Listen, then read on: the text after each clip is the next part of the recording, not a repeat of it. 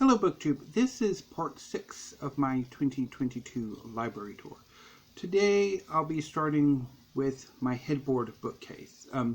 My headboard has two shelves, an upper shelf and a lower shelf. But first I'm going to tackle the Bookend book tower I have that bookends the upper shelf of my headboard bookcase. The other end of the line of books is a lamp, which doesn't actually work right here. I don't know if it's the light bulb or it stopped working. Anyway, let's get on with the books. But first, there's this little thing my mom made. Last year, one of my uncles got into making sculptures out of clothespins, crosses, and other things. And my aunts brought some for my mom when they came to visit, and she liked them. And a few months later, she got the idea to try to make butterflies out of clothespins. It didn't quite work as free standalone sculptures. She can't really make that because of her disabilities, but she's made outline butterflies, although this looks more like a bat than a butterfly. But she's made quite a few of them. I've helped her work on them, so yeah. Let's get that out of the way so we can go talk about the book. So first is a Penguins Classics catalog. This little book has all of the Penguin Classics up to the point where I got this catalog, which was in 2017. We just moved into this apartment, or maybe it's been a few months, but for some reason we weren't getting mail at the time. And so I was trying to figure out a way to try to figure out what's going on. So I went to the Penguin website, requested some catalogs, and they sent them. Of course, it had to be UPS, so that didn't really help me. But I've had this ever since, and I've looked at it, although I really haven't ordered much from it, to be honest. Or, anyway, so that's just one book. Next is 20,000 Leagues Under the Sea by Jules Verne in a Great Illustrated Classics edition. I got this from my local library as a discarded book, which libraries do every now and again if books aren't checked out frequently enough. And so I'm pretty sure I found this in the book sale nook. When my library moved into its new building and changed its name to Westbaco Library, they had enough space in the lobby for a little alcove where books could be sold. A lot of them were discards, or are discards, or relatively poor quality. They're not in very good condition. Also, a number of magazines as well. So yeah, I have that from there. And I have quite a number of particularly science fiction and fantasy books from that sell alcove.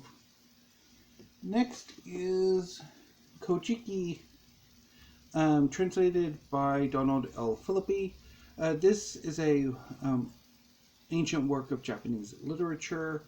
I picked it up from Golden's Book Exchange years ago, and I really haven't looked at it. I really need to. Something I definitely have got to do. Surprised Golden's actually had it.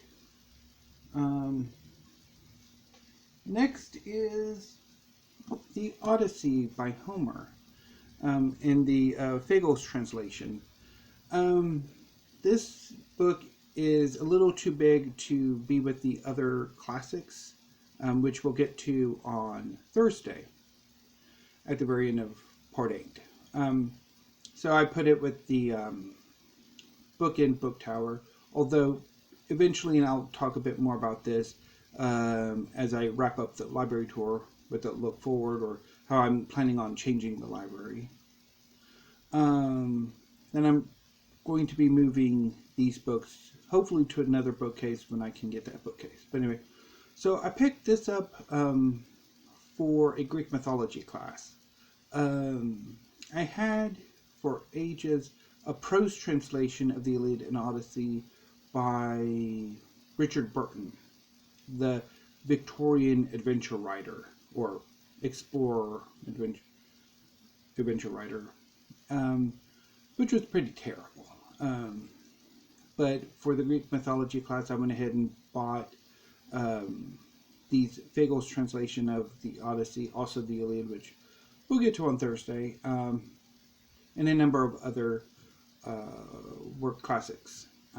So yeah, this is a much better translation. Speaking of that mythology class, I also picked up a paperback edition of the Aeneid by Virgil, translated by Robert Fitzgerald, for that Greek mythology class, and I traded it in for comics or manga at Hastings. It was a multimedia store. It had magazines, comics, books, video games, movies, what have you, that went out of business about going on 6 years ago, which is sad because I really liked that store. But anyway, so I did have an edition of the Aeneid, and which is basically an attempt to merge the various myths of Rome's founding into one narrative, although never quite getting to Romulus and Remus, just their ancestors. So anyway, so I picked this copy up from Golden's Book Exchange a few years ago. Next is the biggest book I have in my collection,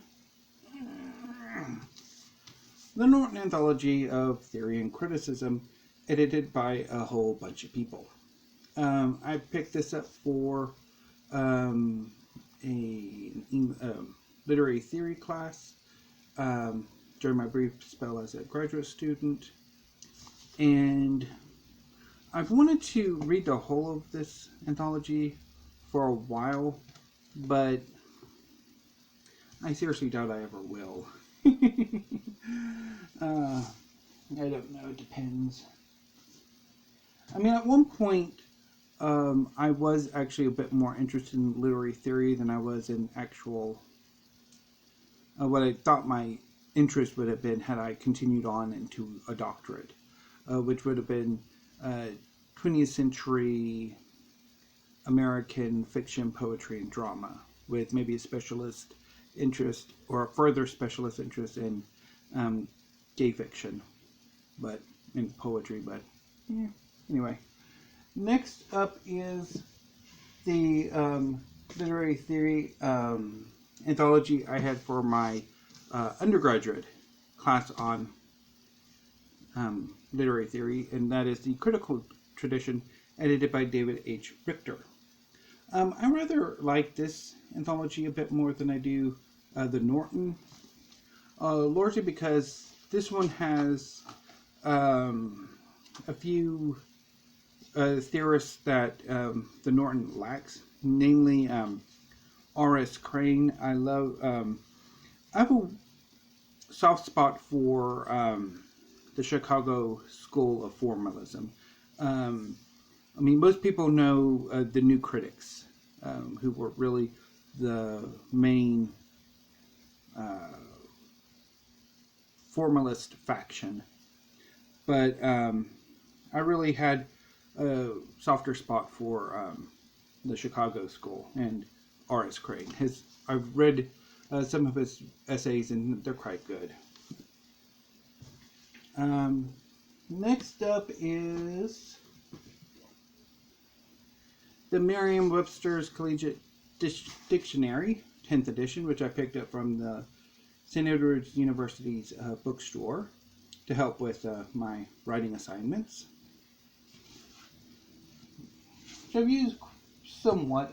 Although, given the fact that it is near the bottom of the Bookend book tower, not that much. And finally, I have Hans Christian Andersen's Fairy Tales. And this old, beat up edition that came from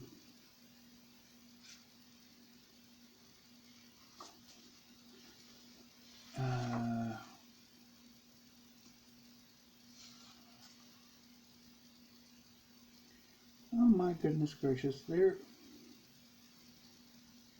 Okay, so this has to be at least early 90s. Although there is no date on it, so I don't know. But it was printed in Czechoslovakia, so kind of dates it to about at least before 92 to 94, when Czechoslovakia broke up into the Czech Republic and the Slovakia. Anyway, but this is nice. It's wonderfully illustrated. I'd originally picked this book up for Pestilence. When I first bought it, I had in mind to give it to Pestilence, the second of the four children of the apocalypse, my two nieces and two nephews, for her, I think it might have been her birthday, although it could have been Christmas too. Oh, this is lovely. But I guess maybe the condition of the book put me off giving it to them or giving it to her.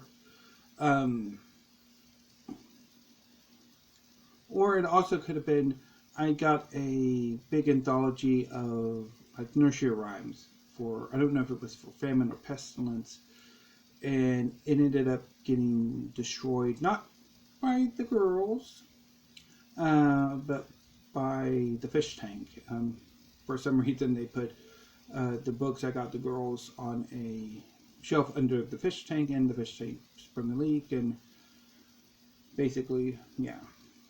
But I'm thinking I picked this up because before war, the third of the four children, or he was a little baby at the time, but I would go to Golden's Book Exchange or the Friends of the Library book sale and sort of look around the children's section and try to find interesting books for the girls so that they would have a little bit of a library that they could read if they wanted to. Admittedly, they're not all that interested in reading, yeah, but I try. So that was the Bookend book tower, part of the headboard bookcase. I'll be back tomorrow with the top shelf of the headboard bookcase. I'm not entirely sure if I should title it omnibuses, because that's what most of these books are. They're omnibuses. Or mostly Agatha, because they're mostly Agatha Christie. So anyway, BookTube. That's all I've got for today. I was thinking, because this is such a short video, that I could maybe do a book tag, but life is intervening, so I need to go get some reading done. So anyway, BookTube, I will see you tomorrow with part 7 of my 2022 library tour. So until then, BookTube, thank you, have a great afternoon, and stay safe.